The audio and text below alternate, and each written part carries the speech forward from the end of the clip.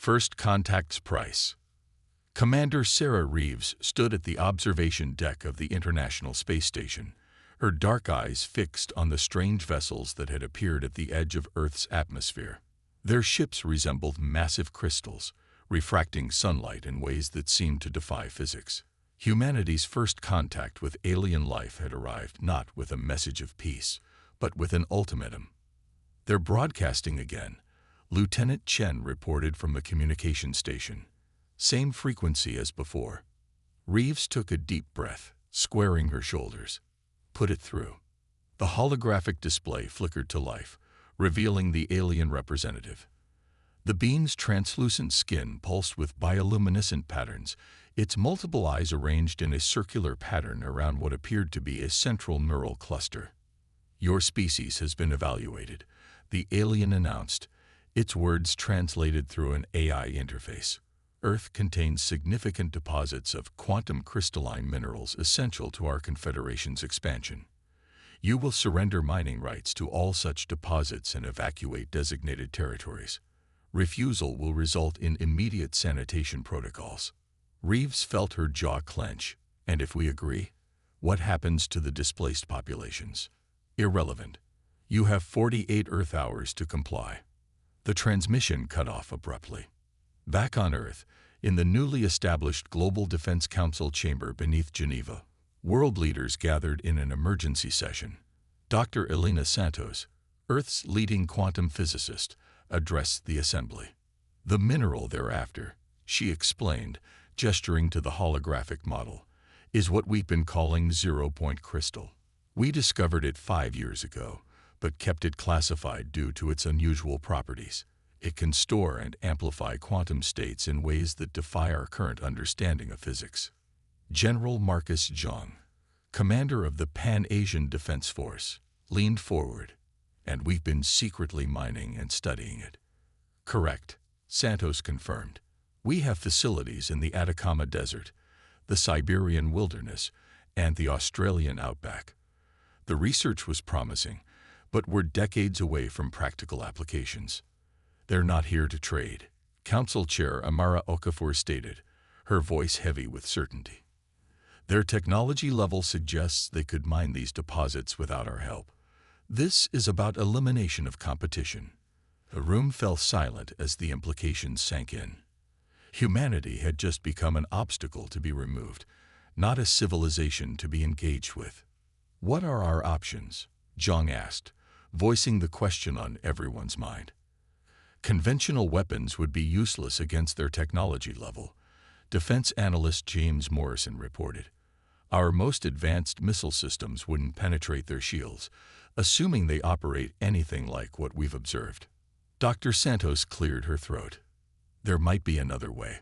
She activated a secure datapad, displaying schematics that made several military officers lean back in surprise. "Project Prometheus. We've been experimenting with zero-point crystal applications in weapon systems.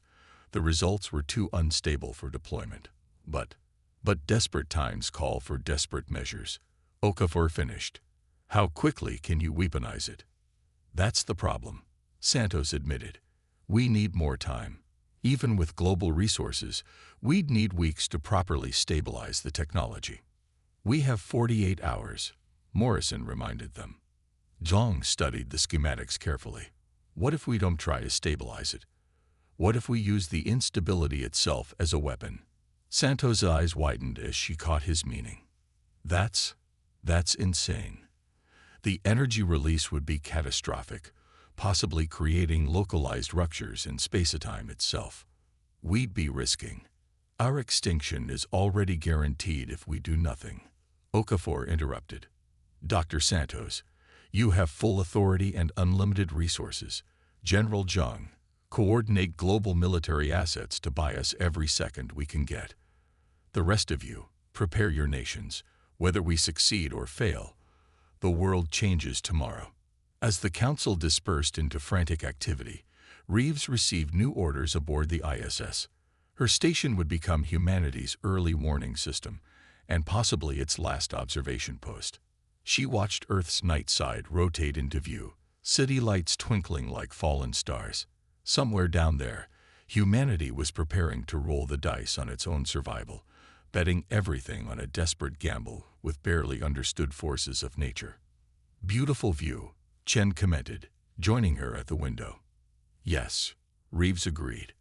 "Let's make sure it stays that way." The next 48 hours would determine whether humanity earned its place among the stars or became another extinct species in the cosmic graveyard. But for now, in this moment of calm before the storm, Reeves allowed herself to hope.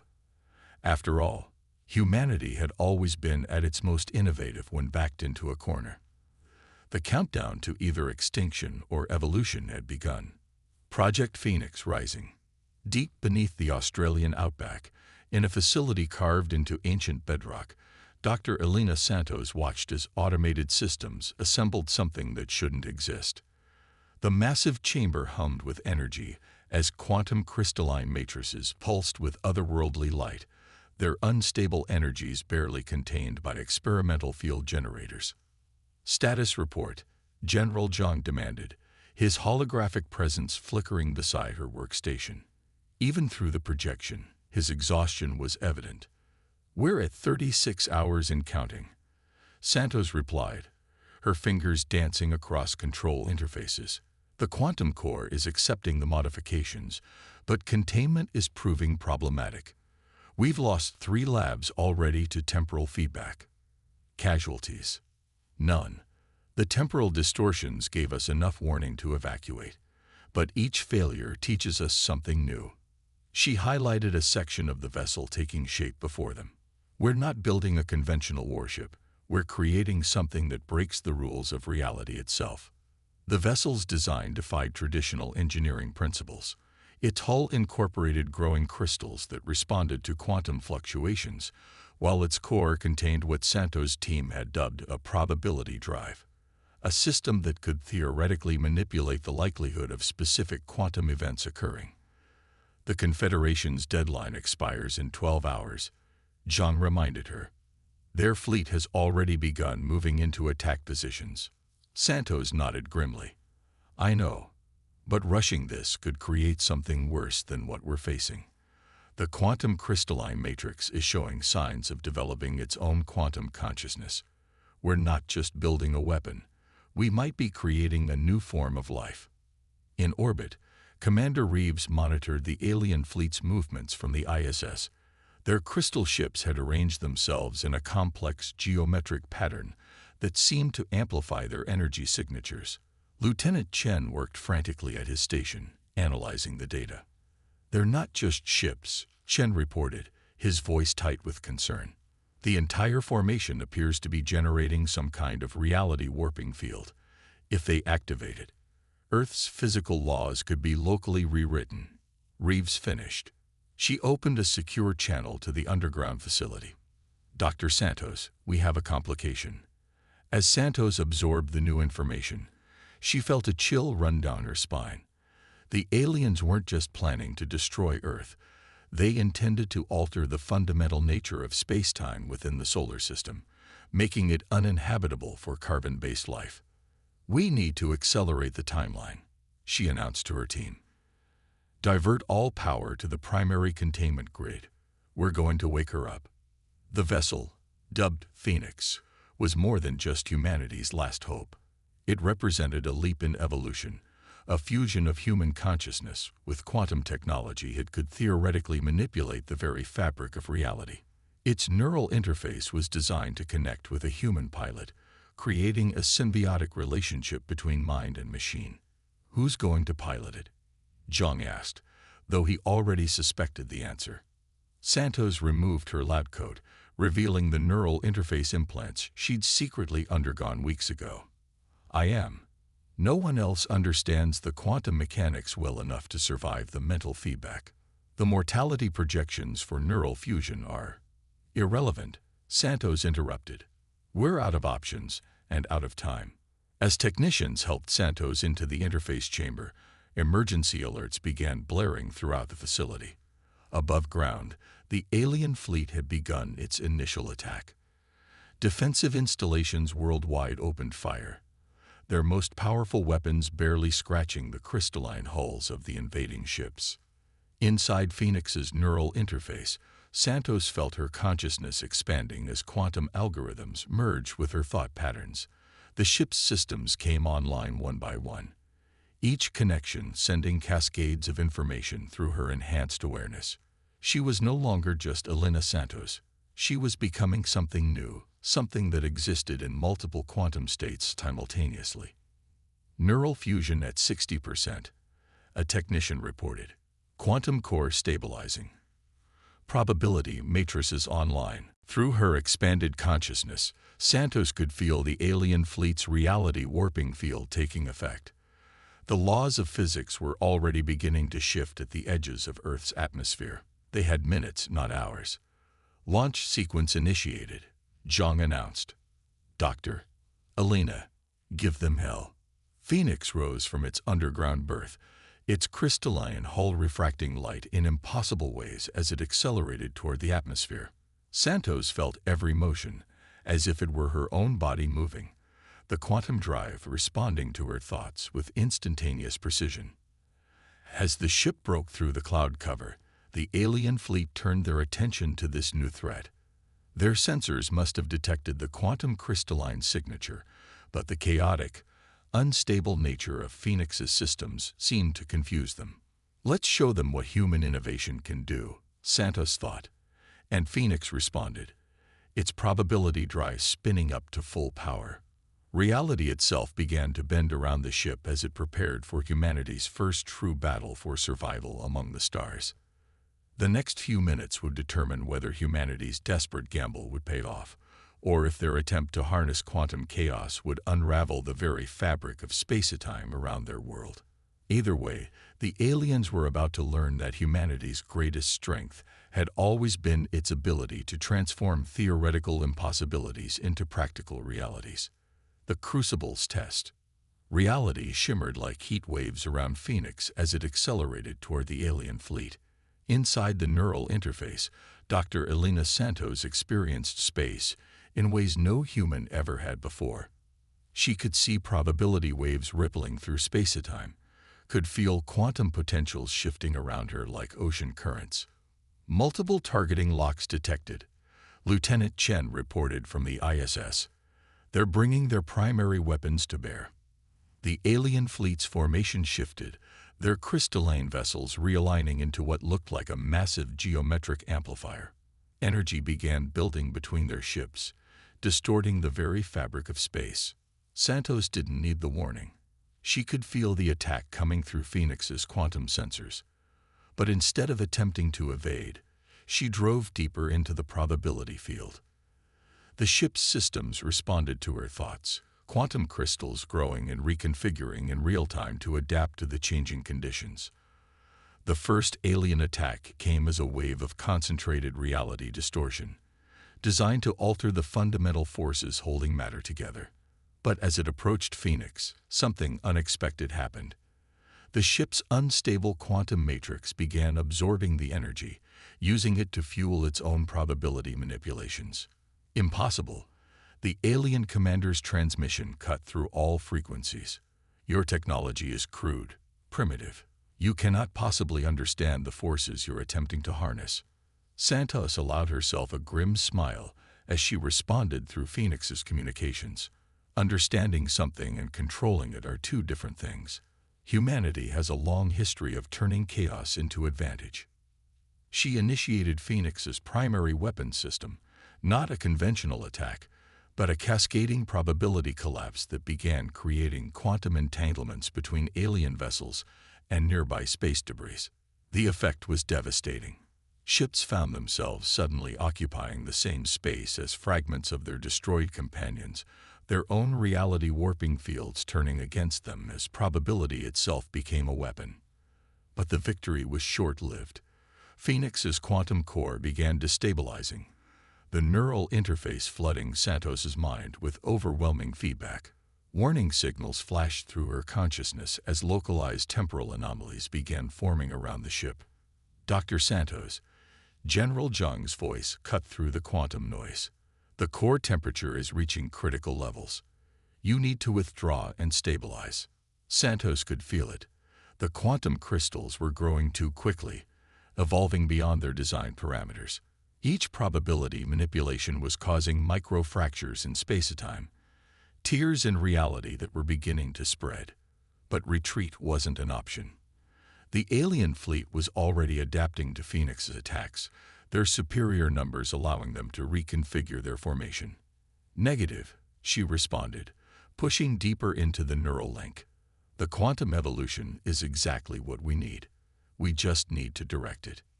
Through her expanded consciousness, Santos could see patterns emerging in the chaos. The quantum crystals weren't just growing randomly. They were responding to the alien fleet's reality warping field, attempting to create a new kind of stability in the distorted space between the ships. Commander Reeves watched from the ISS as Phoenix's form began to change. The ship's crystalline structure was expanding, branching out in fractal patterns that seemed to exist in multiple dimensions simultaneously. Energy readings were off the charts, and spatial distortions were beginning to affect the station's instruments. All readings suggest a massive quantum cascade is building, Chen reported.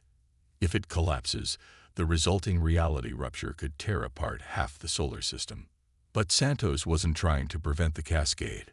She was guiding it. Through Phoenix's systems, she began weaving the probability fields together, creating a complex quantum tapestry that encompassed both her ship and the alien fleet. The crystalline growth accelerated, forming connections across space that shouldn't have been possible.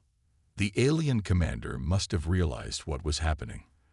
Their fleet began emergency maneuvers, attempting to break free of the quantum entanglement web that Phoenix was creating.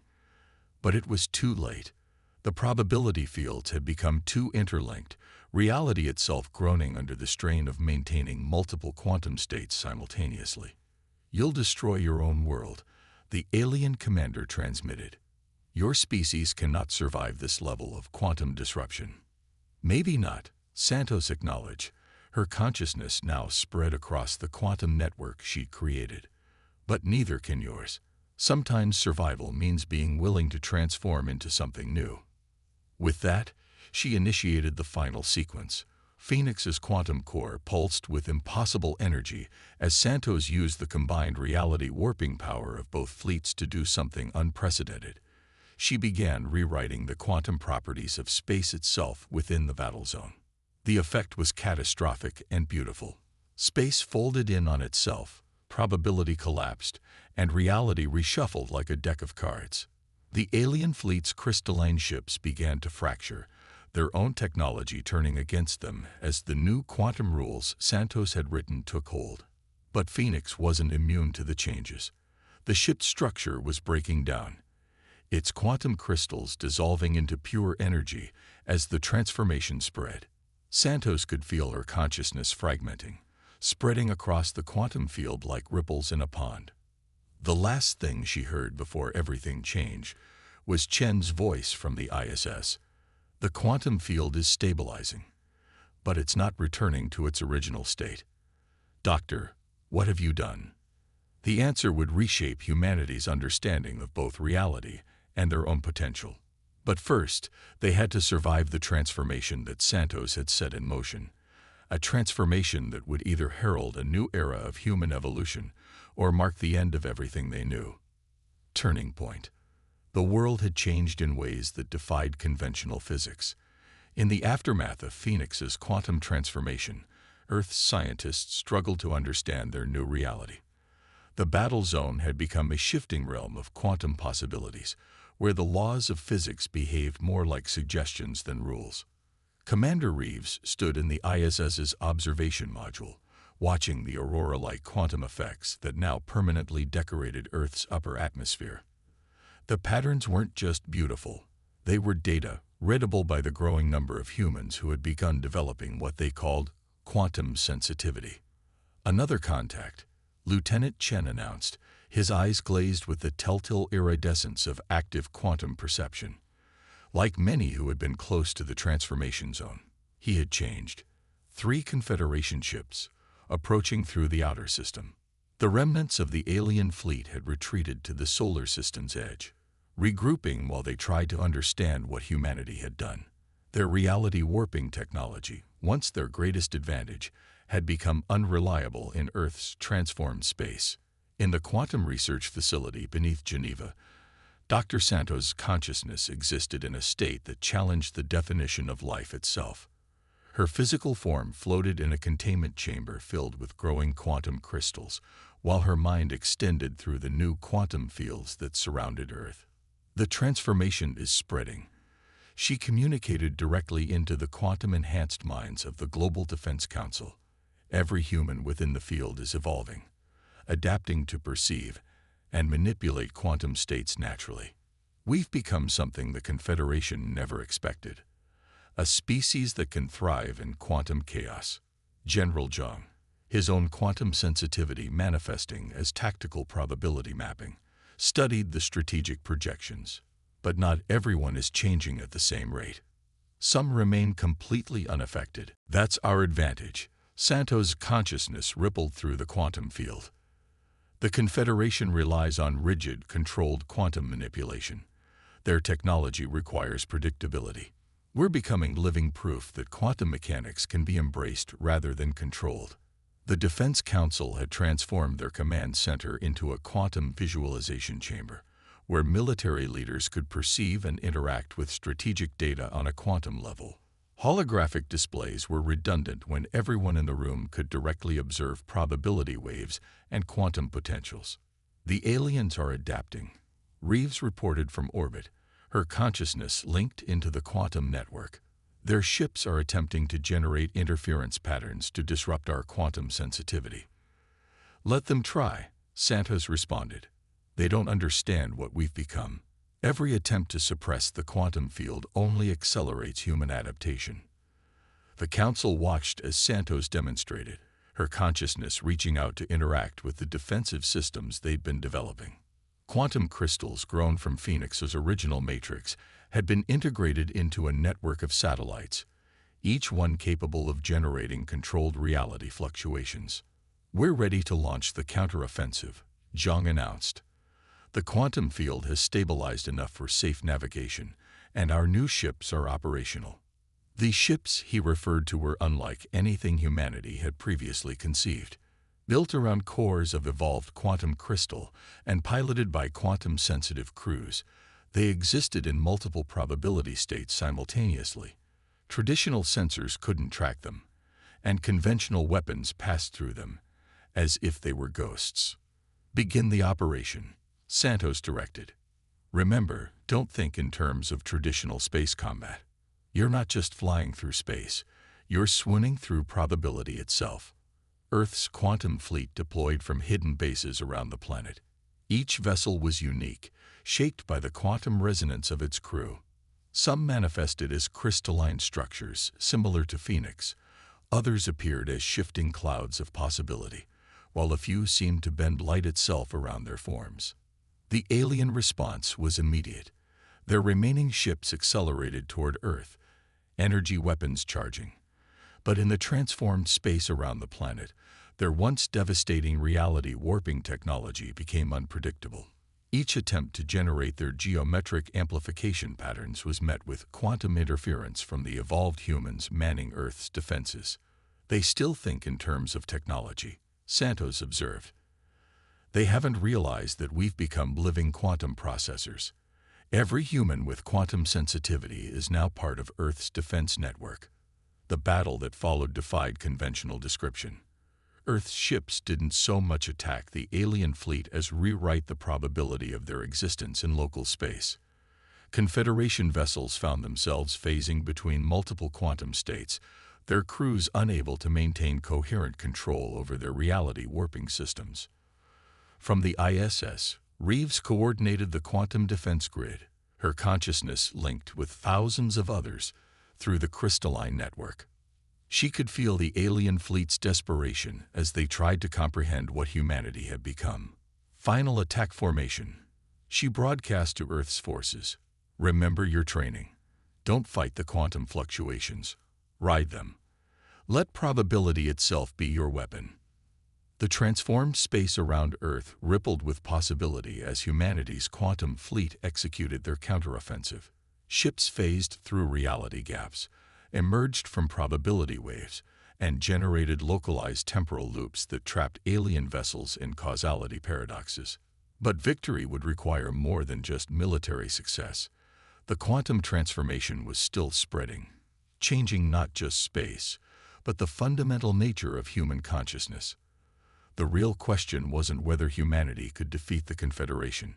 It was whether they could guide their own evolution through the chaos they had unleashed. Evolution's edge. The quantum field surrounding Earth pulsed with unprecedented activity as the final confrontation approached. What had begun as a desperate defense against alien invasion had evolved into something far more profound. Humanity's first steps into a new phase of existence. Dr. Santos, her consciousness now fully integrated with the quantum network, detected the approaching Confederation reinforcements. Not just ships this time, but reality engineering platforms designed to reset local spacetime to its original configuration. The aliens had finally realized that humanity's transformation posed a greater threat than their military resistance. "They're afraid," she communicated to the quantum-linked defense network, "not of our weapons, but of what we represent. We've proved that quantum mechanics can be embraced rather than controlled." Commander Reeves, coordinating Earth's forces from the quantum-enhanced ISS, observed the massive alien fleet through multiple probability layers simultaneously. "They're deploying something new. Energy signatures suggest they're trying to generate a quantum nullification field." Through the quantum network, General Zheng's tactical consciousness analyzed the threat. "They're attempting to suppress the quantum field effects we've been using. If they succeed, every human who's adapted to the new quantum state could die." Santos completed the thought. "No, we're beyond that now. What we've become can't be undone by suppressing quantum effects. We've evolved to exist in multiple states simultaneously. The only question is whether we can help them understand before this conflict tears reality apart." The alien fleet's formation was unlike anything they'd seen before. Thousands of crystalline ships arranged in complex geometric patterns, each one adding to the massive nullification field they were generating. The very fabric of space began to groan under the strain of competing quantum states. Santos reached out through the quantum field, her consciousness touching the minds of Earth's defenders. "Everyone who can hear me. This isn't just about survival anymore. We're standing at the edge of a new stage of cosmic evolution. What we do here will determine not just humanity's fate, but the future of consciousness itself." Earth's quantum fleet moved into position, but not in any traditional combat formation. Each ship, each quantum-sensitive crew member, became part of a larger pattern, a living quantum computer of unprecedented complexity. Reeves, Chen, Zhang, and countless others linked their consciousness through the network, their combined quantum perception, creating something entirely new. The alien commander's transmission cut through all frequencies. "Your species cannot be allowed to continue on this path. Uncontrolled quantum evolution threatens the stability of the entire galaxy." Santos responded, her voice resonating through quantum states. "Evolution has never been about control. It's about adaptation, about finding new ways to exist in an ever-changing universe. Let us show you."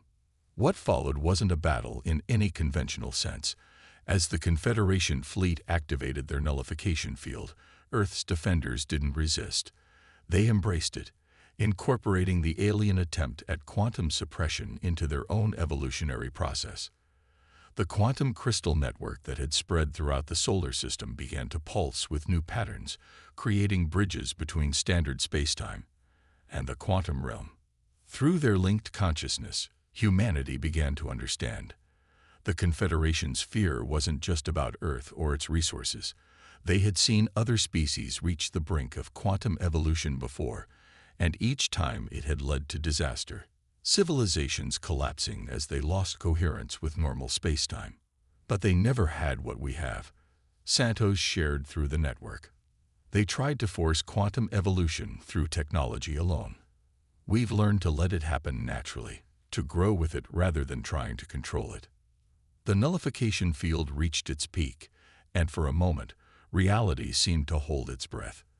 Then something unprecedented happened.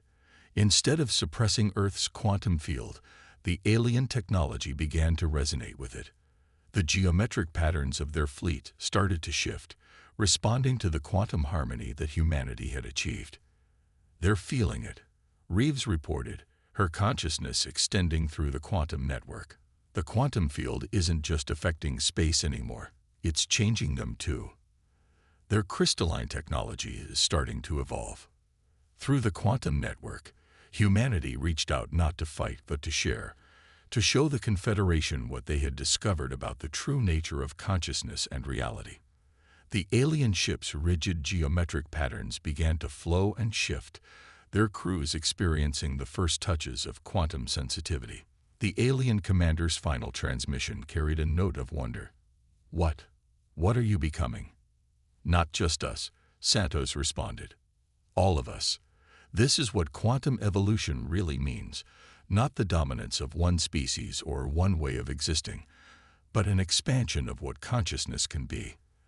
The universe isn't just stranger than we imagined, it's stranger than we can imagine, until we evolve to imagine it." The quantum transformation spread, not as a weapon but as an invitation. Earth's defensive crystal network linked with the alien fleet's technology, creating a bridge between two approaches to quantum mechanics, one based on control, the other on adaptation. The result was a new kind of spacetime, one that could support both traditional matter and evolved quantum states. In the months that followed, Earth became a nexus of transformation. The quantum field stabilized into what scientists called a probability membrane, a layer of reality where quantum effects and normal spacetime could coexist. Humanity continued to evolve, with each generation showing greater quantum sensitivity than the last.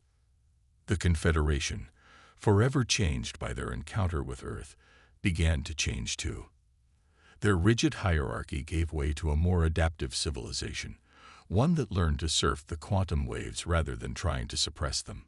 The galaxy would never be the same, but then, evolution had never been about staying the same. Dr. Elena Santos, her consciousness now existing across multiple quantum states, observed Earth from a perspective few could comprehend. Humanity had not just survived, they had opened a door to a new chapter in cosmic evolution.